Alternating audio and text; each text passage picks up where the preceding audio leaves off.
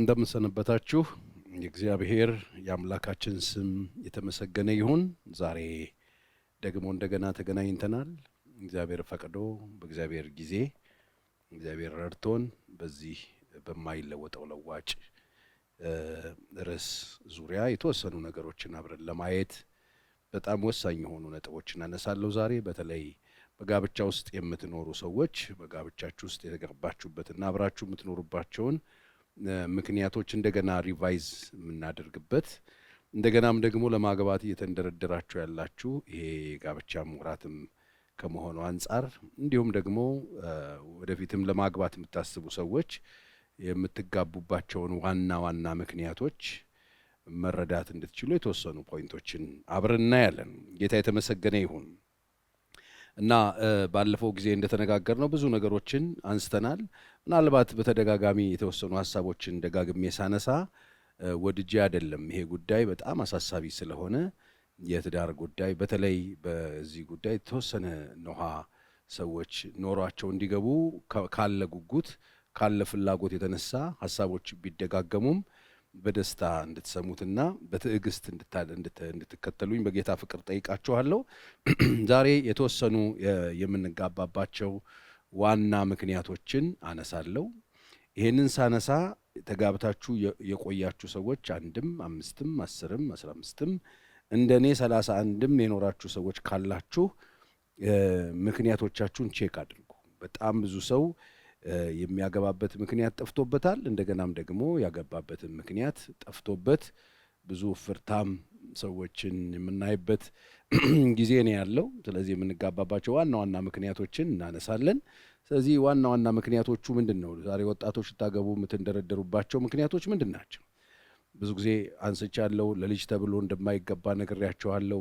እድሜ ስለሄደ እንደማይገባ ሰዎች ለምንድን ነው የማታገቡት ስላሏችሁ እየሮጣችሁ ማግባታችሁን ሙሉነታችሁን ለማሳየት የሰዎችን ጥያቄ ለመመለስ የአዛውንት እናትና አባቶቻችንን የበሏቸውን ሰርጎች ዞረው የተቋደሱትን ድግስ ለማስመለስ መግባት በጣም ትክክል አለመሆኑን እንዲሁም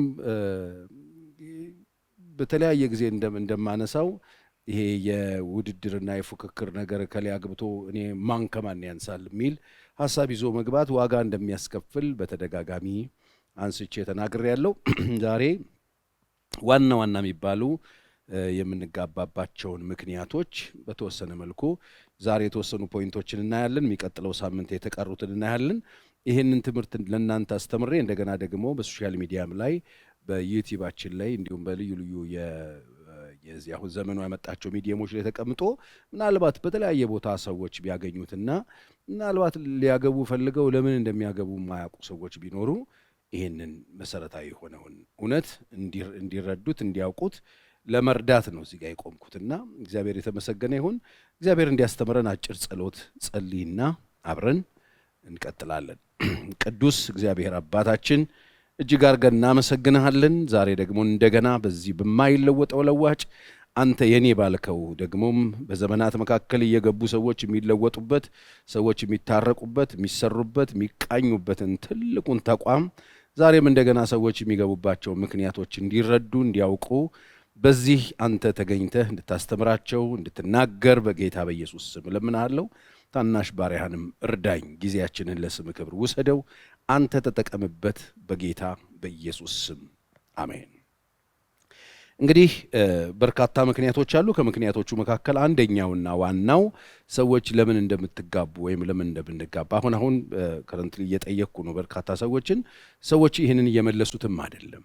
እኔ በቃ ስለምወዳት ተዋደድን ተፈላለግን እንደገናም ደግሞ ምናምን ብሎ የሚያነሷቸው በጣም ቀጫጭን የሆኑ ሐሳቦች አሉና እነሱ ነገሮች በጣም እንደገና መታረም ያለባቸው እንደሆኑ ይሰሙኛል። ስለዚህ የመጀመሪያው የምንጋባበት ምክንያት ሰዎች ይሄንን ታላቁን መጽሐፍ የእግዚአብሔርን ቃል ምናምን ከሆነ የመጀመሪያ ሰዎች ወደ ጋብቻ ለመግባት ሲያስቡ እድሜ ሄደ በጣም ሰው ፈልጋለሁ ማለታችሁን ተውትና እግዚአብሔርን ማክበር እችላለሁ ወይ ብለን መጠየቅ አለብን። ምክንያቱም ለኛ ጥቅም ነው። አዎ፣ ግን ለእግዚአብሔር ክብር ነው የምንጋባው። እውነት ነው። ለኛ ከአንድ ሁለት ይሻላል። መጽሐፍ ቅዱስ ሰው ብቻውን ይሆን ዘንድ መልካም አይደለም ስለሚል መልካም ያልሆነ ነገር ነው ብቻ መሆን። ስለዚህ ሁለት መሆን ጥሩ ነው። ለምን? ለኛ ጥቅም ስላለው። ይሄ ብቻ አይደለም ግን ለእግዚአብሔር ክብር መሆኑን ማወቅ አለብን። ለዚህ ነው የኤፌሶን ጻፊ ሐዋርያው ጳውሎስ እያንዳንዳችሁ በክርስቶስ ፍርሃት የተገዛችሁ ሁኑ ይላል። የመጀመሪያው 5:21 ይሄንን ይናገራል። 22ኛው ላይ ሮል ነው የሚያስቀምጠው።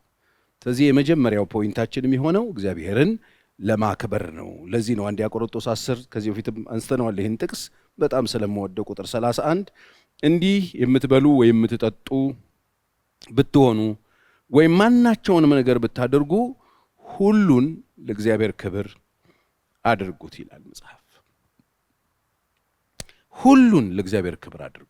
ብትበሉ፣ ብትጠጡ፣ ብትለብሱ፣ ብትወጡ፣ ብትገቡ፣ ጓደኛ ብትይዙ፣ ብታገለግሉ፣ ብትሰሩ፣ ምንም አይነት ነገር የምታደርጓቸው ነገር። ለዚህ ነው ሮሜ 14ም ላይ ይህንን ሐሳብ ከኛ መካከል አንድስ እንኳን ለራሱ የሚኖር የለም።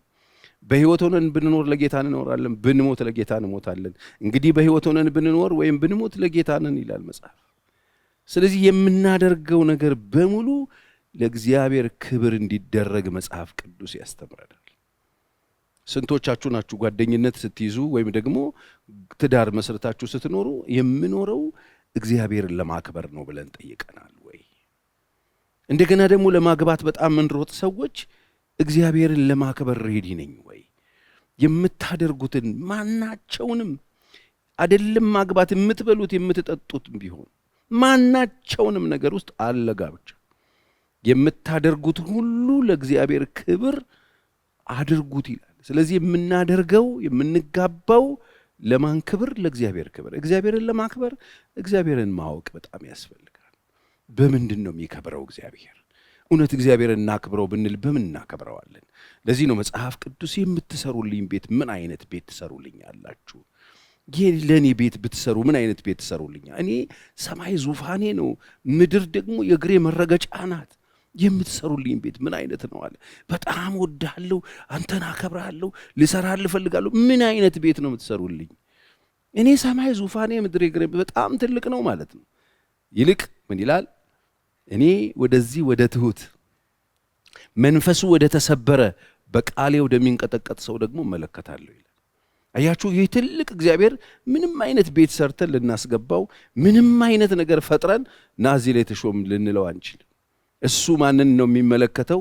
የምንሰራውን የምናደርገውን ሳይሆን ትህትና የተላበሰ ልብ ይዘን ወደዚህ ወደ ትሁት መንፈሱ ወደ ተሰበረ እንደገና ደግሞ በቃሌ ወደሚንቀጠቀጠው ሰው እመለከታለሁ ይላል። አይገርማችሁ? ስለዚህ የምናደርገው ለምን እናገባለን ከተባለ አንደኛውና ዋናው የምናገባበት ምክንያት እግዚአብሔርን ለማክበር ነው።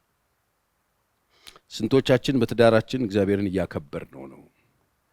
ዛሬ በጣም ብዙ ሰዎች ክርስቲያኖች ሆነው እግዚአብሔርን እናውቃለን ብለው ካገቡ በኋላ በትዳራቸው ብሔራቸውን፣ በትዳራቸው ገንዘባቸውን፣ በትዳራቸው ትምህርታቸውን፣ በትዳራቸው አንስተው ልጆቻቸውን፣ በትዳራቸው አንስተው ያገኟቸውን ጥቅማ ጥቅሞች፣ መንገድ ላይ የተገኙ ፍርፋሪዎችን እያከበሩ እነሱ ነገሮችን እያጎሉ ትልቅ አድርገው ለነዛ ነገሮች ሰዎች ዋጋ ሲከፍሉ ይታያሉ። ወገኖቼ የተጋባ ነው እግዚአብሔርን ለማክበር ነው። ማናቸውንም የምናደርገውን ነገር ለእግዚአብሔር ክብር አድርጉት ይላል።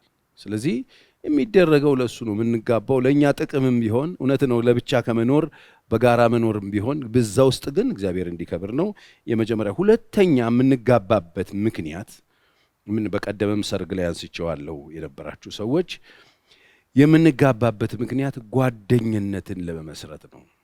ጓደኝነት ነው፣ እውነት ነው። ዞሮ ጓደኝነት ነው ወደ ትዳር የሚመጣው። ብዙ ሰዎች ጓደኝነትን ዘለውት ቀጥታ ወደ ትዳር ውስጥ የሚገቡ ሰዎች አሉ። ግን ጓደኝነት በጣም ኢምፖርታንት ነው። ሁልጊዜ እንደምናገረው ሪሌሽንሺፕ ከፍሬንድሺፕ ውስጥ ሲወጣ በጣም አሪፍ ነው። ፍሬንድሺፑ በጣም አድጎ ሪሌሽንሺፑ ወደ ሜሬጅ ሲመጣ በጣም አሪፍ ነው። ለምን? በጣም ለመተዋወቅ፣ አንዳችን ለመረዳት፣ አንዳችንን ለማወቅ የምንችልበት በጣም ሰፊ እድል ስለሚሰጠን፣ ስለዚህ ጓደኝነት ነው። ጓደኝነታችንን ነው እግዚአብሔር የሚፈልገው። ሰው ብቻውን እንዲሆን የእግዚአብሔር ፈቃድ አይደለም፣ የእግዚአብሔር ፍላጎት አይደለም። ሰው ብቻውን ይሆን ዘንድ መልካም አይደለም ብሏል።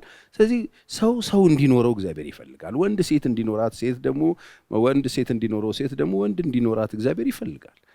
ይፈልጋል። ጓደኝነት ውስጥ ግን ሲሰራ ነው ጥሩ። አሁን በጣም ብዙ የምትዋደዱ የምትፈላለጉ ማግባት የምትፈልጉ ሰዎች ጮኛ መፈለጋችሁን ተውና ጓደኛ ፈልጉ እስቲ። ጥሩ ጓደኛ፣ የልብ ጓደኛ። እንዴ ሴታው ምን አለበት አንድ አይደለም 2 3 4 5 ጓደኞች ይኖሩ። ከጓደኞቻችሁ ውስጥ ለእናንተ ትዳር አጋር የሚሆን ለመምረጥ የምትችሉበትን እድል ታገኛላችሁ። ስለዚህ ጓደኝነትን ለመመስረት ለዚህ ነው ሰው ብቻውን ይዛል ቢሉ መጽሐፍ ቅዱስ ማነው ዘፍጥረት 2:18 ሰው ብቻውን ይሆን ዘንድ መልካም አይደለም ያለው ራሱ እግዚአብሔር ነው። የሚመቸውን ረዳት እንፍጠርለት። ምን ማለት ነው? የሚመቸው ጓደኛ፣ የሚመቸው የሚሰማው፣ የሚያዳምጠው፣ የሚረዳው፣ የሚረዳው እንፍጠርለት አለ እግዚአብሔር። ስለዚህ እግዚአብሔር የመጀመሪያው እግዚአብሔር ዓለምን ፈጥሮ ሲፈጥር ሰው ብቻው መሆን የለበትም ብሎ ከፈጠረ ሰው ጓደኛ ያስፈልገዋል ማለት ነው። አብሮትም ይሆን ሰው ያስፈልገዋል ማለት ነው። ጓደኝነቱ ለምንድን ነው የሚጠቅመው ካላችሁኝ፣ በጓደኝነት ውስጥ በጣም ብዙ ነገር መረዳት እንችላለን። በጣም በርካታ ጊዜ እንዳነሳሁት አውቃለሁ። ዛሬም ያላችሁ እንደገናም በልዩ ልዩ ስፍራ ሆናችሁ የምትሰሙ ሰዎች የእኔ ጓደኝነት ውስጥ ልረዳቸው ላያቸው የምችላቸው ላውቃቸው የምችላቸውን ሰፊ ነገሮች አገኛለሁ። ቀጥታ ግን ወደ ገደለው ከገባንና ጮኝነት ውስጥ ስንገባ አንዱ ካንዱ መሰወር፣ አንዱ ካንዱ መደበቅ የሚችልበትን እድል ይሰጠውና እውነተኛ ማንነቱን እንዳያወጣ ይከለክለዋል። ጓደኝነት ውስጥ ግን በጣም ሰፊ የሆነ ጓደኝነት በጣም ጥልቅ ስለሆነ በጓደኝነት ውስጥ ሚስጥር መደበቅ የለም። በጓደኝነት ውስጥ ሐሳብን በግልጽ መናገር አለ። በጓደኝነት ውስጥ ግልጽነቱ በጣም ሰፊ ነው። በዛ ሂደት ውስጥ አንዳችን የአንዳችንን ክፍተት፣ አንዳችን የአንዳችንን ጎዶሎ ነገር ማየት የምንችልበት እድል ስለሚሰጥ፣ ስለዚህ የምንጋባበት ሁለተኛው ምክንያት ለጓደኝነት ነው። በቃ ብቻውን ሰው መሆን የለበትም። ዛሬ አግብተው ብቻቸውን የሚኖሩ ሰዎች የሉም ወይ? አግብተው ትዳር ይዘው ብቸኝነት የሚሰማቸው ሰዎች የሉም ወይ? ዛሬ ተጋብተው በብቸኝነት በጣም የሚሰቃዩ ሰዎች የሉም ወይ? የተጣሉ ሰዎች የሉም ወይ? ጓደኛ ያጡ ሰዎች የሉም ወይ? ጓደኛ እንዳይዙ የጓደኝነትንም ቦታ ጠቅልሎ የወሰደ ባል የሚባል ሰው አለ። ሌላ በባውንደሪ በቃ ከዚህ እንዳታልፊ ወይ እንዳታልፍ ብላ ያሰመረች ሰው አለች። ስለዚህ ዛሬ በትዳር ውስጥ ጓደኝነታችሁን ያጣችሁ ሰዎች አላችሁ ወይ? ካላችሁ ጓደኝነታችሁን አንሱ። መልካም አይደለም ብቻውን ይሆን ዘንድ። በብቸኝነት አለንጋ ሚስቶቻችሁን የምትገርፉ፣ በብቸኝነት አለንጋ ባሎቻችሁን የምትገርፉ፣ በብቸኝነት የሚሰቃዩ የትዳር አጋሮቻችን ካሉ ዘወር ብለን እንድንመለከታቸው የተጋባንበት አንዱ ምክንያት አብረን ልንሆን ነው። በፍጹም ሰው አግብቶ ብቸኝነት ሊሰማው አይገባም። ሰው አግብቶ ባዶነት፣ እንደዚህ አይነት ክፍተት ሊሰማው አይገባም። ዛሬ ይህንን ጓደኝነት እጥረት፣ ይህንን የብቸኝነት ስሜትን ለመሙላት በጣም ብዙ ሰዎች በትዳራቸው ላይ ይሄዳሉ። በትዳራቸው ላይ ሌላ ጓደኝነት ውስጥ ይገባሉ። ከባላቸው ይልቅ ሌላ ሰው፣ ከሚስቶቻቸው ይልቅ ሌሎች ጓደኞችን ለማፍራት የሚገደዱበት ሁኔታ እየተፈጠረ ነው። ይህንን ያልነግራችሁ በጣም የአደባባይ ሚስጥር ነው። ስለዚህ ሁለተኛ የምንጋባበት ምክንያት ለጓደኝነት ነው። አግብታችሁ ይህን የዘነጋችሁ ሰዎች፣ አግብታችሁ ይህን የጣላችሁ ሰዎች አንሱት። መነሳት አለበት ይሄ በቃ። ጓደኝነታችሁን አራግፋችሁ ጥላችሁ በቃ ወና ያረጋችሁት ቤቱን፣ ትዳራችሁ ችግር ውስጥ የገባ ሰዎች እንድትመለሱ፣ እንደገና ልታገቡ የምታስቡ ሰዎች ደግሞ ጓደኛ በትክክል መርጣችኋል ወይ? ለትዳር እንደው ድግስ ለመደገስ አገባችና አገባ ለመባል መሯሯጣችሁን ተውና በትክክል ጓደኛችሁን መርጣችኋል ወይ? በትክክል ጓደኛችሁን አውቃችኋል ወይ? ተነጋግራችሁ ትግባባላችሁ ወይ? አንዳችሁ የአንዳችሁን ክፍተት መሸፈን የምትችሉበት አቅም ይዛችኋል ወይ? ለጓደኝነት ለባልንጀርነት የማይሆንን ሰው ለምንድን ነው ለጋብቻ የምታስቡት? ትዳር ጓደኝነት ነው በቃ። ለዛውም እስከ ሞት ድረስ የሚዘልቅ ጓደኝነት፣ ምክንያት ተፈጥሮ ማንለየው ጓደኛችን፣ ራሳችንን የምንሰጠው ጓደኛችን፣ ህይወታችንን የምንሸልመው ጓደኛችንን መምረጥ የለብንም? ስለዚህ የምናገባበት ሌላኛው ምክንያት ለጓደኝነት እንደሆነ መታወቅ። ጓደኝነት በኋላ ምንድን ያለው ፓስተር ቸሬ? ከጓደኝነት በኋላ አንዳችንን ሰርቭ ነው የምናረገው። አገልግሎት ነው ያለው። ከጓደኝነት ትዳር ውስጥ ስትገቡ እግዚአብሔርን ለማክበር ለጓደኝነት አንዳችንን ሰርቭ ለማድረግ ለማገልገል ነው የምንገባው። ስለዚህ በትዳር ውስጥ እንደዚህ ገብታችሁ ይሄንን የጣላችሁ ሰዎች አላችሁ ወይ? ባሎቻችሁን ማገልገል፣ ሚስቶቻችሁን ማገልገል ያቆማችሁ ሰዎች በልዩ ልዩ መንገድ ማገልገል አለባችሁ። አንዳችሁን ሰርቭ ማድረግ አለባችሁ። ጸጋ በማካፈል አገልግሎት መስጠት አለባችሁ። ስራ በመስራት አገልግሎት መስጠት አለባችሁ። ክፍተት በመሸፈን ጉለት በመሙላት አገልግሎት በመስጠት አንዳችንን ከቨር ማድረግ አለብን። የትዳር አጋሮቻችንን ገበና እያወጣን ለማስጣት ነው የገባ ነው። እዛ ውስጥ የተሰማራችሁ ሰዎች ተመለሱና ያለውን ክፍተት እናንተ ናችሁ የምትሸፍኑት። በቅርብ ርቀት የባላችሁን ክፍተት የማየትና የማወቅ እድል እግዚአብሔር ሰጥቷቸው፣ እሱ ክፍተት የሚሞላው በመጀመሪያ ባንቺ። የሚስትህን ክፍተት የማወቅ እድል አግኝታል እሷን በማግባት። ሁሉም ሰው የማያውቀውን ነገር አንተ አውቃል። ያንን ክፍተት አውጥተህ ለማስጣት ሳይሆን እሱን ክፍተት አንተ እንድትሸፍነው፣ ሰርቭ እንድታረግ፣ እንድታገለግል ትዳር ውስጥ ተገብቷል። ስለዚህ ዛሬ ልታገቡ የሚያሰባችሁ ሰዎች፣ ለማግባት የምትሮጡ ሰዎች፣ የምታገቡት ለማገልገል ነው። ምንድነው ማገለግለው? አጠገቤ በትዳር የምጣመረው ሰውዬ ወይ ሴትዮ ክፍተቷን አይቼ ልሸፍንላት፣ ክፍተቱን አይቼ አገልግሎ ልሰጠው፣ ልደግፈው፣ ልደግፋት፣ ላገለግለው፣ ላገለግላት፣ በሁሉም ነገር ላገለግለው፣ ላገለግላት፣ በፍቅር ቢሆን አብሮ በመተኛት ቢሆን አንዳችንን በማገልገል በጣም ብዙ ነው አገልግሎቱ። አገልግሎቱ ሴክስ ብቻ አይደለም፣ ወሲብ ብቻ አይደለም። አገልግሎቱ ብዙ ነው። አንዳችንን የምንፈልግበት፣ ሴት ማድረግ የማትችለውን ወንዱ ማድረግ የሚችለው፣ ወንዱ ማድረግ የማይችለው ሴቷ ማድረግ የምትችለው፣ ወንዱ ሊሰጥ የሚችለው ሴቷ መስጠት የማትችለው፣ ሴቱ ልትሰጥ የማትችለው ወንዱ። እንደዚህ አይነት ክፍተቶችን አንዳችንን ሰርቭ እንድናደርግ ነው እግዚአብሔር ያጋባን። ልትጋቡ የምታስቡትም ሰዎች ለአገልግሎት ሬዲ ናችሁ ወይ? ስለዚህ ለመንቀባረር የምትገቡ ሰዎች፣ ምንም ስራ እንደሌለው ተደርጎ ተነግሯችሁ ትዳርን የሆነ ቢች አድርጋችሁ የምታስቡ፣ የሆነ መናፈሻ አድርጋችሁ የምታስቡ፣ ምንም ስራ የሌለበት ከእናትና ከአባት ቤት ውጣ ውረድ ወጥቶ የሆነ ራሃ የሆነ ምንም ነገር የሌለበት ቤት የመግባት ፍላጎትና አባዜ የያዛችሁ ሰዎች ልክ አይደለም። እንደሱ መስሎዎቹ ከሆነ ልታገቡ ያላችሁት ቁሙ። እንደሱ አይነት ትዳር የለም። ታገባላችሁ፣ እግዚአብሔርን ታከብራላችሁ። ታገባላችሁ፣ ጓደኝነታችሁ ይቀጥላል። ታገባላችሁ፣ በጓደኝነት ውስጥ የምታዩቸውን ክፍተቶች ትሞላላችሁ። ታገባላችሁ፣ በጓደኝነት ውስጥ ያለውን ድካም ታግዛላችሁ። አንዳችሁን ከቨር ታረጋላችሁ። እኔ አይደለሁም ይሄን ያልኩት፣ መጽሐፍ ቅዱስ ነው። እንግዲህ ትዳር ውስጥ የገባን ሰዎች ትዳሩ የጠየቀን ይህንን ነው። ቆላስይስ ምዕራፍ 3:18 አውጥተን እናነባለን። ይህንን ነው ቤት ነው የሰራልን። ሚስቶች ባሎቻቸውን፣ ባሎች ሚስቶቻቸውን እንዲወዱ፣ መራራ እንዳይሆኑባቸው፣ ሚስቶች ባሎቻቸውን ሰሚት እንዲያደርጉ፣ እንዲገዙላቸው፣ ልጆች ለወላጆቻቸው እንዲገዙ፣ እንዲያከብሩ፣ አባቶች ልጆቻቸውን እንዳያበሳጯቸው፣ እንዳያስቀይሙ፣ እንዳያሳዝኗቸው፣ እንዳያስቆጧቸው፣ ቤት ውስጥ የሚያገለግሉ ሰራተኞች ለጌቶቻቸው እንደሚገዙ አድርገው ስራቸውን በትጋት በአክብሮት እንዲሰሩ፣ ይሄንን ሁሉ የምታደርጉት ይሄንን ስታደርጉ የምታደርጉት ለጌታ ነው የሚለው። ለጌታ እንደምታደርጉ የምታደርጉትን ሁሉ በትጋት አድርጉት። ቆላስይስ 3:18 ጀምሮ ቤት ነው የተሰራልን። እዛ ቤት ውስጥ የምናደርገው ነገር ሁሉ ለጌታ ነው የምናደርገው። የምታደርጉትን በትጋት አድርጉት፣ እያንዳንዳችሁ የርስታችሁን ብድራት ትቀበላላችሁ ብሎ መጽሐፍ ቅዱስ ይናገራል። ስለዚህ ለማገልገል ነው የምንገባው። ማንን? ጌታን ለማገልገል። ማንን? ባላችንን ሚስታችንን ልናገለግል። ማንን? ልጆቻችንን ልጆች ወላጆች ስናገለግል እዛ ቤት ውስጥ ያለውን ሰርቪስ እግዚአብሔር ይቀበለዋል። ርስት ብድራት አለው ብሎ ነው መጽሐፍ ቅዱስ የሚናገረው። ስለዚህ የምትጋቡ ሰዎች ለማገልገል እንደሆነ መውቁት። መጀመሪያ ለማገልገል ባልጆቻችሁን ልትወዱ፣ ሴቶች ባሎቻችሁን ልትወዱ፣ ሰሚን ልታደርጉ፣ ንጹህ ልትሆኑ፣ ቤታችሁ ውስጥ ልትሰሩ ነው የምትገቡት። ስራ እንደ ግርድና የምትቆጥሩ ሰዎች ገና ለገና ስራኔ የብቻ በስማ ምን ለጠላቴም አልሰጠውም እያላችሁ ያላችሁ ሰዎች አታግቡ። እኔ እንዲህ አይነት ክፍተት ያለበት ፐርፌክት ባል ነው የምፈልገው፣ ፐርፌክት ሚስት ነው የምፈልገው የሚሉ ሰዎች የለም። እንደዚህ የሚባል ሰው ምድር ላይ አልተፈጠረም። ሙሉ የሚባል ሰው የተፈጠረ ሰው የለም። ማንም ሰው ሙሉ አይደለም። ወንድ ሴትነት የለበትም። በቃ አለቀ። ሴት ያስፈልገዋል። ሺህ ጊዜ የፈለግሽውን ሁኚ፣ ሴት ወንድ ልትሆን አትችልም። ጎደሎ ናት። ወንድ ያስፈልጋት።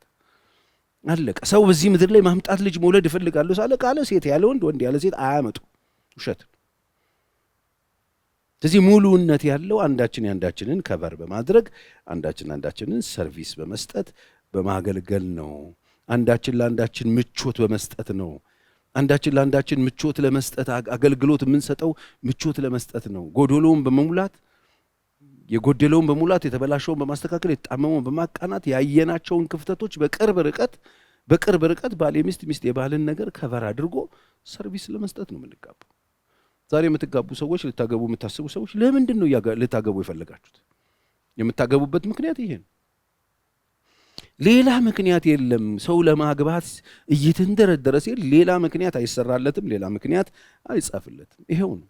ከዛ ደግሞ ተመልከቱ መጽሐፍ ቅዱስ ዕብራውያን ምዕራፍ 14 ቁጥር 4 እና 5 መጋባት በሁሉ ዘንድ ክቡር ይሁን፣ ክቡር ነገር ነው። ከዛ መኝታው ንጹሕ ይሁን ይላል። እዚህ ጋር ነው ያለው። አያችሁ፣ ከዛ በኋላ ነው ሰዎች የሚጋቡበት ሌላኛው ምክንያት ለግብረ ሥጋ ነው። ግብረ ሥጋ ግንኙነት ለመፍጠር ነው። እርስ በርሳቸው ወሲብ ለመፈጸም ነው። አንዳቸው ከአንዳቸው ጋር ሴክስ ለማድረግ ነው። ቋንቋው ይሄ ስለሆነ የትውልዱ ለዚህ ነው የምትጋቡት። እንዴ ከዛ በፊት የለም እንዴ? የለም። መጽሐፍ ቅዱስ መጋባት ከዛ መኝታ ነው የሚለው። መኝታ መጋባት አይልም። ስለዚህ በዚህ መንገድ እየሄዳችሁ ያለ ሰዎች ቆም ብትሉ፣ ንስሐ ብትገቡ፣ ሕይወታችሁን ብታስተካክሉ ጥሩ ነው። ለምን ካላችሁኝ አመንዝራውንና ሴሰኛውን እግዚአብሔር ይፈርድበታል ነው የሚለው። ዕብራውያን 4 ሂዱና 13:4 ነው። ሴሰኞችንና አመንዝሮችን ግን እግዚአብሔር ይፈርድባቸዋል ይላል። ይሄንን እዚህ ካልሰማችሁት የት ትሰማላችሁ? ሴሰኞችና አመንዝሮችን እግዚአብሔር ይፈርድባቸዋል። ያለ ጋብቻ ይህን የሚፈጽሙ ያለ ጋብቻ እዚህ ውስጥ የሚገቡ ሰዎችን እግዚአብሔር ይፈርድባቸዋል። ስለዚህ ሰው ራሱን ለፍርድ ለምንድን ነው የሚያዘጋጀው? ሰው ራሱን ለኃጢአት ለጥፋት ከእግዚአብሔር ጋር ለመጣላት ለምንድን ነው የሚያዘጋጀው? ቆም ብላችሁ ብታስቡ ጥሩ ነው። ስለዚህ የምንጋባበት ሌላኛው ምክንያት ለግብረ ሥጋ ነው። እርስ በርሳችን አንዳችን ከአንዳችን ጋር ይህንን ነው መጽሐፍ ቅዱስ አንደኛ ቆሮንቶስ ምዕራፍ 7 ከ2 ቁጥር ጀምሮ ያለውን ቃል አንብብላችሁ። ነገር ግን ስለ ዝሙት ጠንቅ ለእያንዳንዱ ለራሱ ሚስት ትኑረው።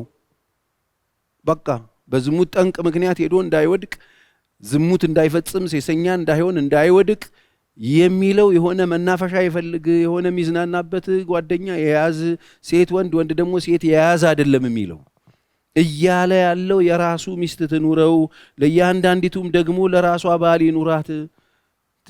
በየሰፈሩ ትናፈስ አይልም፣ በየሰፈሩ ይናፈስ አይልም። ይሄ ጥያቄ እንዳለ ያውቃል መጽሐፍ ቅዱሳችን። የእግዚአብሔር ቃል ሐዋርያው ጳውሎስ ለቆሮንቶስ ሰዎች ጽፍላቸው ይህንን ነው የነገራቸው። ፍላጎት አለው፣ ጥያቄ ያለው ሰውነት ነው። አዎ ማንኛውም ሰው የስሜት ያለው ሰው ጤነኛ ሰው ነው። ግን ለዚህ ጤነኛ ለሆነው ስሜት፣ ለዚህ ጤነኛ ለሆነ ፍላጎቱ ያድርግ የተባለው ዝሙት አይደለም፣ ያድርግ የተባለው ሴሰኝነት አይደለም። ያድርግ የተባለው የራሱ ሚስት ትኑረው፣ የራሷ ባል ይኑራት። ባል ለሚስቱ የሚገባትን ያድርግላት፣ እንደዚሁም ደግሞ ሚስቱ ለባሏ። አለቅ። ባል ለሚስት፣ ሚስት ለባል አንዳቸው ለአንዳቸው ይስጡ፣ ያድርጉ። ይሄው የእግዚአብሔር ቃል ነው የሚለው። ሚስት በገዛ ስጋዋ ላይ ስልጣን የላትም፣ ስልጣኑ ለባሏ ነው እንጂ።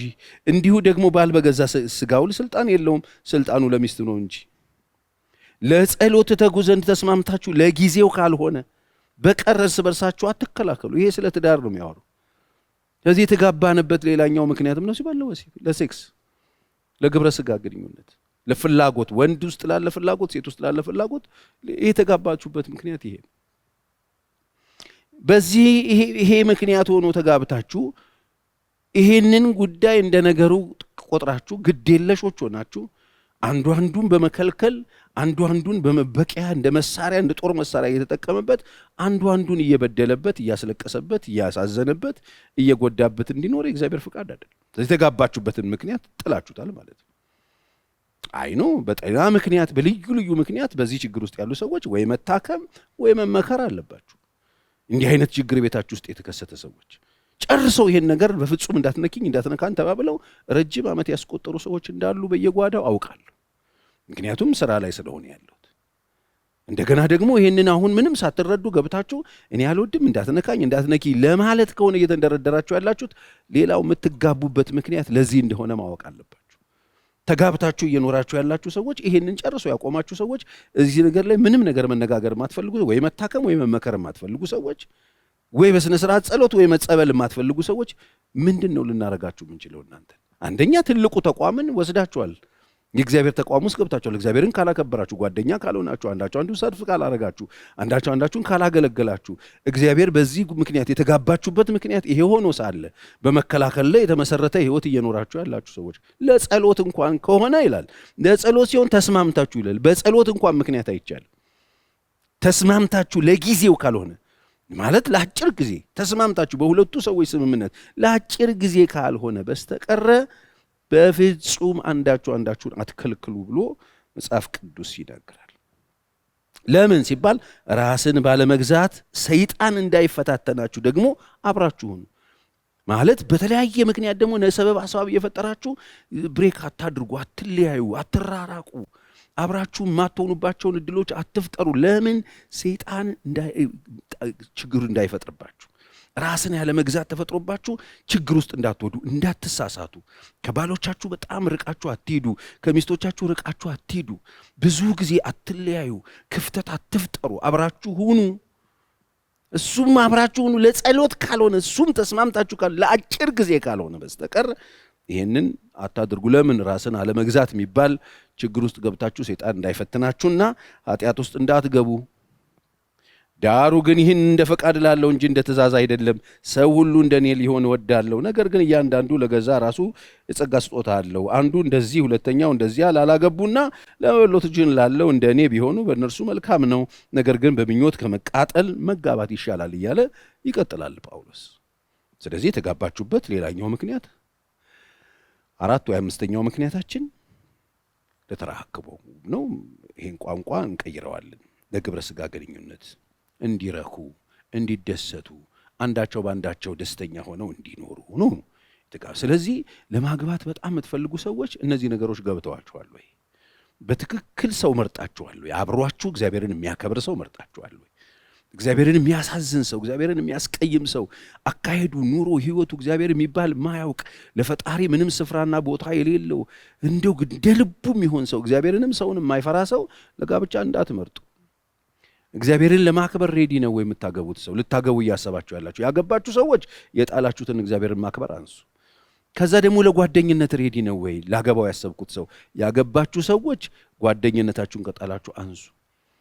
ለማገልገል እችላለሁ ወይ? ክፍተቱን ልሞላለት፣ ክፍተቷን ልሞላላት፣ አንዳችንን ሰርቭ ለማድረግ ሬዲ ነኝ ወይ?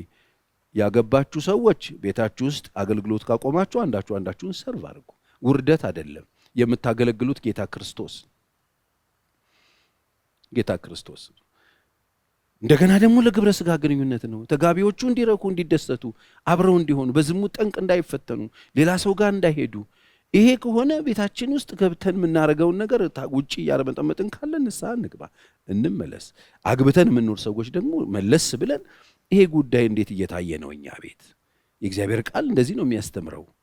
ምናልባት ራስን ባለመግዛት ጠላት ደግሞ እንዲፈትነን ራሳችንን አሳልፈን በየምክንያቱ እየተለያየን የምንኖር ሰዎች ነን። ቶሎ ብለን አንድ ላይ ለመኖር ዲሳይድ ብናረግ በጣም ጥሩና ሸላይ ነው የሚሆነው። ይሄን ብታደርጉ በጣም ጥሩ ነው። ከጊዜ አንጻር አንድ ልጨምርና እንግዲህ የሚቀጥለው ሳምንት ደግሞ ስንገናኝ የቀሩትን ፖይንቶች አብረን እናያለን። 5ኛውና የመጨረሻው አብሮ ምድርን ኑሮ እንዲኖሩ ነው የሚጋቡት። አብሮ የምድርን ኑሮ እንዲኖሩ የምትጋቡበት ምክንያት አብራችሁ የምድርን ኑሮ ለመኖር፣ አብራችሁ ለመስራት፣ አብራችሁ የእግዚአብሔርን ሐሳብና ፈቃድ ለማገልገል፣ አብራችሁ እግዚአብሔር በሰጣችሁ ጊዜና እድል፣ እግዚአብሔር በሰጣችሁ ዘመን የእግዚአብሔርን ሐሳብ በምድር ላይ እንድትገልጡ። ለዚህ ነው መጽሐፍ ቅዱስ ዘፍጥረት ምዕራፍ 1 ቁጥር 26-28 እሱን ላንብብና እንጨርሳለን። እግዚአብሔር አለ፣ ሰውን በመልካችን እንደ ምሳሌያችን እንፍጠር፣ የባህር ዓሦችን፣ የሰማይ ወፎችን፣ እንስሳትን፣ ምድርን ሁሉ፣ በምድር ላይ የሚንቀሳቀሱትን ሁሉ ይግዙ። በቃ የሆነ ስራ ሰጥቷቸዋል። ይግዙ። በምድር ላይ ያለውን በሰማይ ያለውን እያንዳንዱን ነገር ይግዙ። እግዚአብሔር ሰውን በመልኩ ፈጠረ፣ በእግዚአብሔር መልክ ፈጠረ፣ ወንድና ሴት አድርጎ ፈጠራቸው። እግዚአብሔርም ባረካቸው። አያችሁ፣ ሁለቱም ነው የተባረኩት። ባልም ሚስትም ተባርከዋል። ባሎች ወጣችሁ ስለምትሰሩ የተባረካችሁ፣ ደግሞ ቤት ውስጥ የሚኖሩ ሚስቶች ያልተባረኩ፣ ባሎች ገንዘብ ስላላቸው የተባረኩ፣ ቤት ውስጥ ያሉ ሚስቶች ገንዘብ ስላላቸው ያልተባረኩ፣ ሁለቱንም ባረካቸው። እግዚአብሔር ባረካቸው፣ እንዲህም አላቸው፣ ብዙ ተባዙ፣ ምድርን ሙሏት፣ ግዟትም፣ የባህር ዓሦችን፣ የሰማይ ወፎችን፣ በምድር ላይ የሚንቀሳቀሱት ሁሉ ግዟቸው ብሎ ይናገራል። ታውቃላችሁ አይደል? እግዚአብሔር አዳምን ነበር መጀመሪያ የፈጠረው። ስለዚህ የሔዋን በኋላ እንግድነት ስትመጣ ተሰርታ ልክ ሲያመጣለት አዲስ መጤ ይኸውልሽ የኔ ነው ይሄ ምናምን ብሎ አቅራርቷል እንዴ? ኮርቷል እንዴ? አላደረገም። በጋራ የተሰጣቸው ብዙ ተባዙ ምድርን ሙሉ ተብሎ በጋራ ባረካቸው። ሁለቱም የተባረኩ ፍጥረቶች ናቸው። ስለዚህ ባልም ሚስትም ተባርካችኋል። ልትጋቡ የምታስቡ ሰዎች የተባረከ ሰው ነው የማገባው እኔ ድሃ ስለሆንኩ ብላችሁ የምታስቡ ከሆነ የተዛባ አስተሳሰብ ስለሆነ እሱ መጀመሪያ ያስተካክል። ሀብታም ነው ማግባት የምፈልገው የሚሉ በጣም ምስኪን ብዙ ሰዎች አሉ። እኔ ድሃም ነው ማግባት የምፈልገው ሀብታም ነው ማግባት የምፈልገው እንድትሉ አይደለም። የተባረካችሁ መሆናችሁን እግዚአብሔር በዓላማ የፈጠራችሁ መሆናችሁን በጋራ የምትሰሩት ስራ እንዳላችሁ እርግጠኛ የሆናችሁበትን ሰው ሰርቭ ለማድረግ አንዱን ለመደገፍ አብራችሁ የምድርን ሕይወት ለመቀጠል ቀጣዩን የሕይወት ጉዟችሁን በጋራ ለመኖር አብራችሁ ለማፍራት አብራችሁ እግዚአብሔር የሰጣችሁን አሳይመንት ለመስራት እግዚአብሔር በሰጣችሁ ነገር ከፍጥረት ጋር ከትውልድ ጋር ከተፈጥሮ ጋር ታርቃችሁ መደረግ ያለበትን ነገር ሁሉ አድርጋችሁ ማለፍ እንድትችሉ ነው እግዚአብሔር ያጋባችሁ። ምን ጋባበት ምክንያት ይሆን? ስለዚህ ልትጋቡ እየተንደረደራችሁ ያላችሁ ሰዎች ምንድን ነው የያዛችሁት ምክንያት? የያዛችሁትን ምክንያት ቼክ አድርጉ። ከጓደኞቻችሁ ጋር ቅድድም ውስጥ ከሆነ ያላችሁ ትወጣላችሁ። ጓደኞቻችሁ ሲወጡ ትወጣላችሁ። እንትና ወጣለች እኔ ምን ሆንኩ? እሷ ወጣ ምን ሆነች? እከሌም ወጣል እኔም እወጣለሁ ነው ምንለው? ወንድሞቻችሁን እህቶቻችሁን ተከትላችሁ ነው? ቤተሰቦቻችሁ ገፍተዋችሁ ነው? ሰርግ በጣም አምሯችሁ ነው? ወላጆች በጣም ልጆቻችሁን በመዳር ለመክበር ሙሉ ለመሆን አስባችሁ ነው? በነገራችን ላይ ወላጆች ልጆች ስትድሩ ሙሉ አትሆኑ። ልጆቻችሁ ሲያገቡ አይደለም እናንተ ሙሉ የምትሆኑት። መጽሐፍ ቅዱስ እንደሱ አያስተምርም። መጽሐፍ ቅዱስ ሮሜ 3:23 ሰው ሁሉ ኃጢአትን ሰርቷል የእግዚአብሔር ክብር ጎሎታል የሚለው እናንተ የምትከብሩት የጎደለውን የእግዚአብሔር ክብር ልጆቻችሁ ሲያገኙ ነው። ከእግዚአብሔር ክብር ጎለው ትዳር አይደለም ትዳሮች ቢይዙ ምን ይጠቅማቸዋል? ስለዚህ በአንድም በሌላም እናንተን ውስጣችሁ የተከፈተባችሁን ክፍተታችሁን ለመሙላት የእናንተን ኢጎ ለመሙላት ልጆቻችሁን እየገፈተራችሁ ወደ ትዳር የምትጎትቱ ወደ ትዳር ውስጥ እንዲገቡ የምትገፋፉ ጠዋትና ማታ አታገባም እንዳታገቢም እያላችሁ ልጆችን የምትጨቀጭቁ እናቶችና አባቶች ቆም ብላችሁ እንድታስቡ በዚህ አጋጣሚ መልእክቴን እነግራችኋለሁ። የእናንተ ልጆች ሙሉ አይሆኑም፣ ስላገቡ ሙሉ አይሆኑም። እናንተ ሙሉ አትሆኑ። ሙሉ የሚሆነው ሰው የሚኖርበትን ምክንያት ሲያቅ የሚያገቡበትን ምክንያት ሲያቁ እግዚአብሔርን ለማክበር ካልሆነ የሚገቡት ቢያገቡ ምን ይጠቅማቸዋል? ለጓደኛቸውን የራሳቸውን የህይወት ዘመን አጋር ጓደኛ ሳይዙ ቢያገቡ ምን ይጠቅማቸዋል? ገብተው የማያገለግሉት የማይገለገሉበት አንዳቸውን ሰርቭ የማያደርጉበት የተመሰቃቀለ ህይወት ለመኖር ልጆቻችሁ ቢገቡ ምን ትጠቀማላችሁ? ጤነኛ የሆነ ጓዳና መኝታ ኑሮ የሌላቸው ልጆች ቢኖራችሁ ምን ትጠቀማላችሁ? ልጆቻችሁን ስለምትጠሏቸው እንዳልሆነ አውቃለሁ፣ ግን ልጆቹ የሚያገቡበትን ምክንያት ቢያንስ እናንተ እንደ ወላጅ ለልጆቹ ንገሩ። አይኖ ለመንገርም እኮ መጀመሪያ ማወቅ ያስፈልጋል። እኛ የሚያገባንበትን ምክንያት በጌስ እንደ ዱላ ቅብብል እየያዝን ተቀባብለን መተን ለልጆቹ ሰተን ልጆቹን ወደ ጥፋት እየሸኘን ስለሆነ ቆም ብለን ብናስብ በጣም ጥሩ ነው። በሚቀጥለው ሳምንት ቀሪዎቹን ሐሳብ በጋራ አብረን እናይበት ነው የሚሆነው። ለዛሬ እዚህ ጋር በቃለው። አብረን እንጸልያለን። እግዚአብሔር እንዲያስተምረን ጸልየናል። ደግሞ ስላስተማረን ጌታችንን እናመሰግናለን። ጌታ እግዚአብሔር አባታችንና አምላካችን ሆይ ስለ ሁሉም ነገር እናመሰግንሃለን። ክብርም ምስጋናም ተጠቅሎ ወደ ማደሪያ ይግባ። በዚህ ስፍራ ላይ የተናገርከንን ያንተን ሐሳብ የምናገባበት ያገባንባቸው ምክንያቶቻችንን ቼክ እንድናደርግ ሊያገቡ የሚሮጡ ወጣቶች የሚያገቡባቸው ምክንያቶች እንዲያገኙ የሚኖሩባቸውን ምክንያቶች እንዲያገኙ በትዳራቸው ደግሞ ደስታ አጥተው እየኖሩ ያሉ ሰዎች ሁሉ የጣሏቸውን እውነተኛ የሆነ ያገቡባቸው ምክንያቶች እንዲያነሱና ጎጆአቸው እንዲሰሩ በኢየሱስ ስም እለምንሃለሁ። ቤት በጥበብ ይሰራል በማስተዋል ደግሞ ይጸናል ተብሎ እንደተጻፈ በጥበብና በማስተዋል ቤታችንን መስራት እንድንችል እርዳን። ስለነበረን ውድ ጊዜ ሁሉ እናመሰግንሃለን። እግዚአብሔር አምላክ ይባርካችሁ፣ እግዚአብሔር ይጠብቃችሁ፣ ሰላሙን ይስጣችሁ፣ ፍቅሩን ይስጣችሁ። በመንገዳችሁ ሁሉ እርሱ ከእናንተ ጋር ይሁን። በነገር ሁሉ አምላኬ እንደ ባለጠግነቱ መጠን በክብር በክርስቶስ ኢየሱስ የሚያስፈልጋችሁ ሁሉ ይሙላባችሁ። አንድ ቀን በክብር በመንግሥተ ሰማይ እንገናኝ። ደህና ዋሉ።